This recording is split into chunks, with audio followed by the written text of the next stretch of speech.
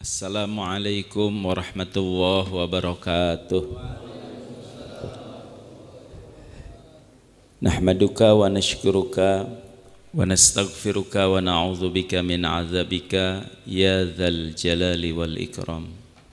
Wa nusalli wa nusallimu ala sayyidina Muhammadin wa ala alihi wa ashabihi ajma'in. La hawla wa la quwwata illa billahil aliyyil azim. Yang sama-sama kita hormati, kita muliakan guru kita bersama Al-Habib Ahmad bin Usman Al-Idrus. Kita doakan beliau disehatkan lahir batinnya, dipanjangkan umurnya, diberkahkan keluarganya, dikabulkan segala harapan, doa-doa dan cita-citanya. Amin ya Allah ya Rabbal Alamin. Para guru-guru yang mulia, para orang tua yang mohon izin saya tidak menyebutkan satu persatu nama-namanya. Mohon izin, mohon nasihat dan selalu mohon doanya yang selalu saya pinta. Para santri yang hadir, niat saya dari Bandung ini Habib Ahmad memang ta'lim untuk belajar tentang Isra Mi'raj nanti oleh guru kita bersama Al-Habib Ahmad bin Usman Al-Idrus. Karena tadi kadang disebut saya motivator, kalau di dunia motivasi hanya satu saja yang diinginkan orang, yaitu agar hidup bahagia. Dalilnya doa sapu jagat Kiai Sahal, Rabbana atina fid dunya hasanah wa fil akhirati hasanah wa qina adzabannar. Mudah-mudahan kita digolongkan oleh Allah menjadi orang yang bahagia dunia, bahagia akhirat. Amin ya Allah ya Rabbal Alamin. Bibarakati hadzal majlis juga kita berharap pada Allah, semoga apa yang menjadi harapan, doa-doa, cita-cita ibu dan bapak, para santri semuanya dikabulkan oleh Allah Subhanahu wa taala. Saya berdoa dari hati yang paling dalam, semoga yang sedang sakit keluarganya diberikan kesembuhan, yang sedang dalam kekurangan diberikan kecukupan, yang sedang dalam kegelisahan diberikan ketenangan, yang sedang dalam kesulitan diberikan kemudahan, yang sedang dihimpit persoalan diberikan jalan keluar, yang sedang dililit hutang pihutang diberikan kemampuan untuk melunasi hutang pihutang, yang sedang berharap dan menantikan jodoh, semoga Allah karuniakan dengan berkahnya majelis ini jodoh yang soleh dan solehah, rumah tangga sakinah mawaddah warahmah, anak-anak yang soleh dan solehah. Dan mudah-mudahan kita semua diberi hidayah taufik oleh Allah untuk bisa punya rezeki seperti yang diberikan kepada guru-guru kita, yaitu rezeki ma'rifatullah. Amin ya Allah ya Rabbal Alamin. Jadi singkat saja, ini kalau kita ingin bahagia ada tanda-tanda orang yang bahagia. Nah ini ada 4, saya mencatatnya. Ada 4 tanda orang yang bahagia. Mudah-mudahan sepulang dari sini 4 ini kita memiliki, dan kalau belum kita mengupayakan dan berusaha untuk bisa memiliki. Apa tanda orang yang bahagia? Yang pertama, katanya orang yang bahagia itu tanda pertamanya selalu ingat pada kesalahan yang pernah dilakukannya, sehingga tidak mau menambah kesalahan, tidak mau mengulang kesalahan, bahkan kemudian bertobat dari kesalahan yang pernah dilakukan. Satu itu. Kalau orang punya kemampuan dan selalu ingat, maka dia akan selalu bertobat. Dan kalau poin satu saja kita miliki, innallaha yuhibbut tawwabin wa yuhibbul mutatahhirin. Masya Allah, kalau taubat saja kita ini punya dan terus, sehingga Habib Ahmad pernah memberikan ceramah pada kami, ilmunya lazimkan istighfar, istighfar, istighfar, sampai fadilah istighfar di surat Nuh ayat 10, faqultu astaghfiru rabbakum innahu kana ghaffara yursilis samaa'a alaikum midrara wa yumdidkum bi amwalin wa banin. Dan terus. Maka saudaraku, mari kita berupaya, apalagi ini menjelang Ramadan, kita selalu ingat dan mudah-mudahan kita tergolong orang yang selalu bertaubat. Dan ternyata tidak cukup kita mengatakan bertaubat. Nah, ini karena ini taklim bersama santri, jadi saya juga mencatat ini singkat saja. Ami Bakar ini mohon izin, ada 8 tanda orang sudah bertaubat. Kalau belum, berarti kita harus mengupayakan. Apa ciri orang sudah bertobat? Yang pertama, man taba wa lam yata'allam min ilm falaysa bitaibin. Orang bertobat tuh ciri pertamanya harus terus belajar. Sebab kalau mengaku tobat tapi tidak menambah ilmu dan tidak belajar, berarti dia belum bertobat. Berarti para santri ini orang-orang yang karena kita taklim, karena kita belajar, maka didoakan oleh ikan-ikan yang ada di lautan, oleh seluruh makhluk-makhluk Allah. Masya Allah. Berarti terus. Kalau orang berhenti belajar, berarti tandanya dia belum bertaubat. Kalau dia terus nambah dengan ilmu dan terus belajar, itulah ciri orang yang taubat. Sampai dikatakan, kalau dia tidak menambah ilmu, falaisa bitaibin, berarti bukan orang yang bertaubat. Apa ciri kedua? Wa man taba wa lam yazdad fil ibadah falaisa bitaibin. Ngaku taubat tapi tidak nambah ibadahnya. Masalah nambah, ibadah enggak nambah, ini masalah. Kebutuhan nambah, ibadah enggak nambah, pasti ini orang bermasalah. Beban hidup nambah, ibadahnya enggak nambah, pasti ini orang bermasalah. Dan orang bermasalah tuh karena orang tidak bertaubat. Jadi yang kedua, terus santri tahajud rajin. Besok tiba-tiba dapat jodoh, harusnya lebih rajin lagi tahajud. Nah, sayangnya kita tuh kadang melupakan. Maka sambil jalan saya dengar nasihat Habib Abdurrahman di Al-Hikam itu, harusnya kita seperti Nabi Sulaiman alaihissalam. Begitu diberi nikmat, nikmat itu membuat dia semakin taat, semakin banyak ibadahnya, maka nikmatnya ditambah-tambah. Nah, kita mah ngamalin ayat kursi. Begitu hajatnya qabul, ayatnya hilang, tinggal kursinya. Nah, ini yang kemudian dicabut lagi sehingga kursinya juga. Karena tadi. 3, wa man taba wa lam yarda khusama falaysa bitaibin. Oh, yang ketiga ini. Wa man taba wa lam yughayyir libasahu wa zinatahu falaysa bitaibin. Ngaku taubat tapi tidak merubah gaya berpakaian dan gaya perhiasannya, katanya bukan orang bertobat. Ngaku taubat tapi tidak merubah, menutup aurat, masih pakaian yang seperti zaman jahiliyah, berarti bukan orang yang bertaubat. Maka libasut taqwa ini adalah bagian dari orang bertaubat pada Allah. Orang bertaubat, wa man taba wa lam yubaddil ashabah falaysa bitaibin. Nah, ini yang penting. Ngaku taubat tapi tidak merubah pergaulannya, juga ini bukan orang yang bertaubat. Maka ciri orang bertaubat hijrah. Pasti teman-temannya Buya Uci itu Allahumma gfir lahu bib.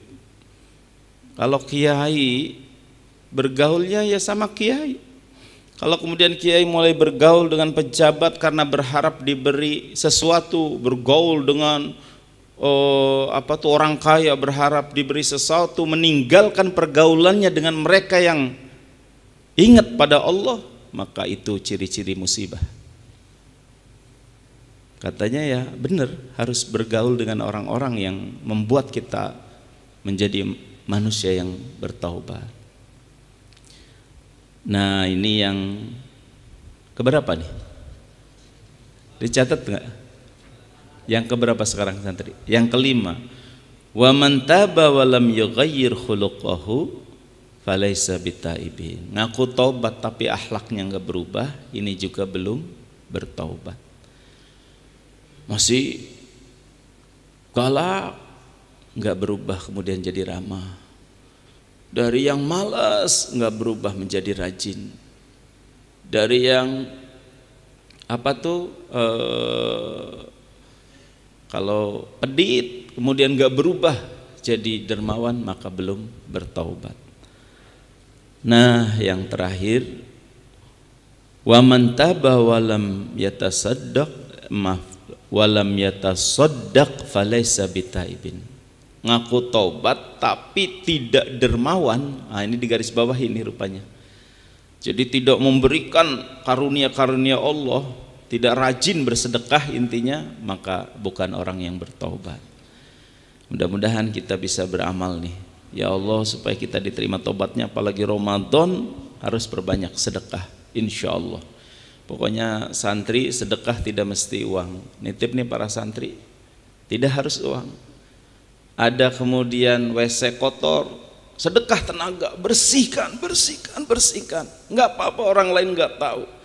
Kita masuk kemudian WC dalam keadaan kotor, itu tidak kebetulan, pasti di situ ada amal yang Allah sedang persilakan.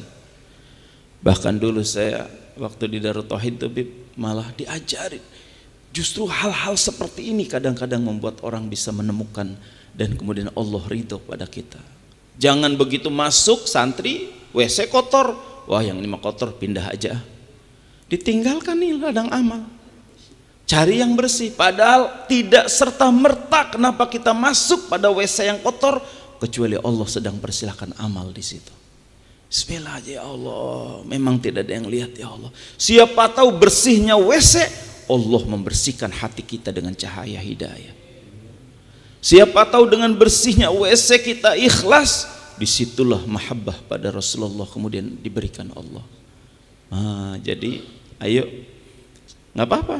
Kemudian apalagi misalkan masjid nih kotor, nggak apa-apa, sedekah. Kita nggak punya uang, tapi sedekah tenaga, sedekah kemudian kita tenaga kita, mudah-mudahan itu menjadi bagian bahwa kita telah bertaubat dan sedang bertaubat. Satu itu, jadi orang yang bahagia itu selalu ingat. Ini langsung aja digabung ya, berarti 4 juga tanda orang yang celaka atau yang sengsara. Orang yang sengsara itu yang diingat apanya? Kebaikannya terus. Jadi merasa dia sudah banyak amalnya. Kalau tadi kan yang diingat orang bahagia tuh kesalahan, sehingga terus bertaubat, sehingga terus tidak mau menambah kesalahan. Nah yang kedua, orang bahagia tuh cirinya yang melupakan kebaikannya, sehingga merasa belum ada kebaikan yang banyak dilakukan selama hidup nih. Wis kalau sudah melakukan kebaikan, lupakan.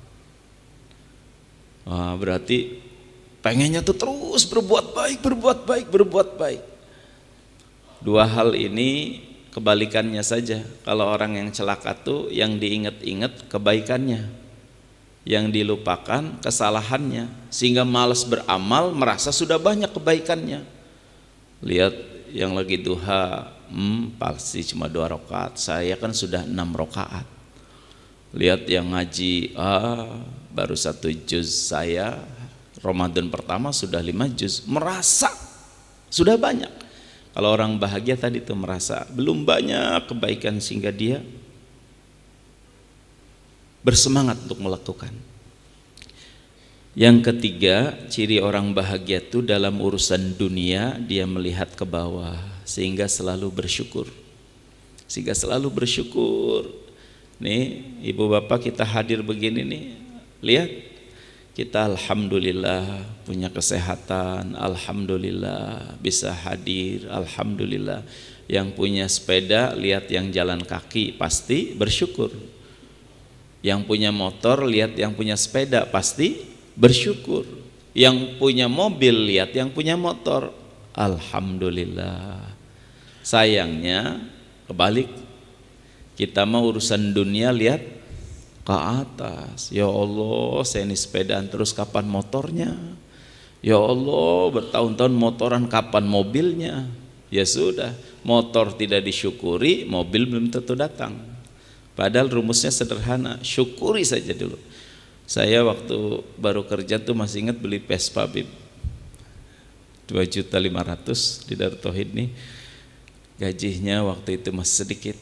Terus nasihat tuh begini, sing bersih motor, sing disyukuri mar, sing dilap. Kalau motor disyukuri, nanti Allah percaya ngasih mobil ke Komar. Jadi kan banyak orang nih pada punya motor tuh kotor, rantainya tuh belepotan, spionnya pada lepas. Kita saja enak lihat motor kita tuh, apalagi orang lain. Make saja nggak dinikmati.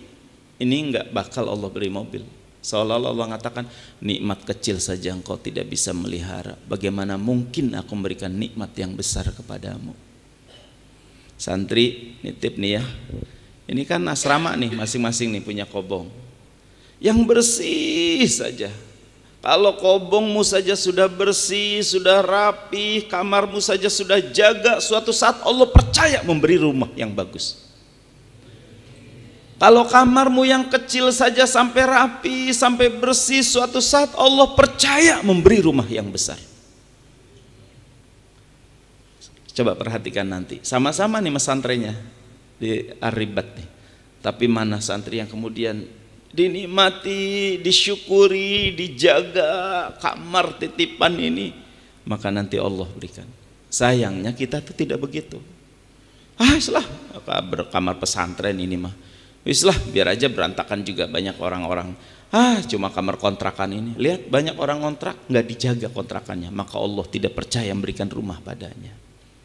Masya Allah. Jadi urusan dunia nih sing banyak syukur. Caranya tadi tuh, punya motor dijaga motornya, punya sepeda dijaga yang rapi sepedanya. Insya Allah Allah percaya diberikan yang lebih besar lagi.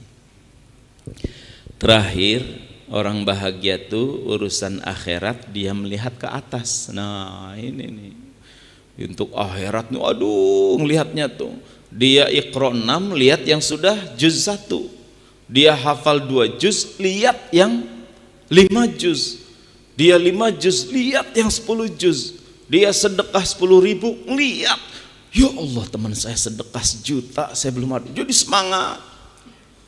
Sebaliknya orang celaka mah kebalik, urusan akhirat lihat ke bawah.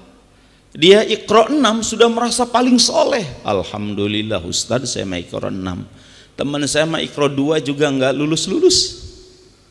Alhamdulillah Ustadz saya mah 1 juz, teman saya mah kuliah aja kebalik-balik bacanya, nggak selesai-selesai, jadi merasa soleh. Nah ini salah. Ini saja teman-teman, mudah-mudahan 4 hal ini menjadi tafakur kita di bulan Rajab, Sya'ban dan Ramadan nanti. Semoga Allah berikan umur panjang. Jadi ciri yang bahagia itu apa? Yang pertama, selalu ingat kesalahan. Untuk apa? Untuk ditaubati dan untuk tidak mengulangi. Yang kedua, melupakan kebaikan. Wis, nggak usah diingat-ingat kalau sudah membersihkan pondok, sudah membersihkan masjid, sudah tenang saja. Udah, Allah tidak pernah tidur, la ta'khudhuhu sinatu wala naum. Walaupun tidak dipuji oleh mualimnya, walaupun tidak dipuji oleh temannya, bahkan tidak tahu siapa yang membersihkan WC ini, Allah Maha tahu. Malah itu amal selamat. Wis, tenang, lupakan. Insyaallah. Yang ketiga, urusan dunia yang lihat ke mana? Ke bawah. Jadi syukur aja, alhamdulillah. Nah urusan akhirat dia lihat ke atas untuk terus termotivasi menambah kesolehannya. Barakallahu fikum. Mudah-mudahan kita bisa mengamalkan, mudah-mudahan kita tergolong orang yang bahagia fid dini wad dunya wal akhirah. Amin ya Allah ya rabbal alamin. Wallahu minkum. Wassalamualaikum warahmatullahi wabarakatuh.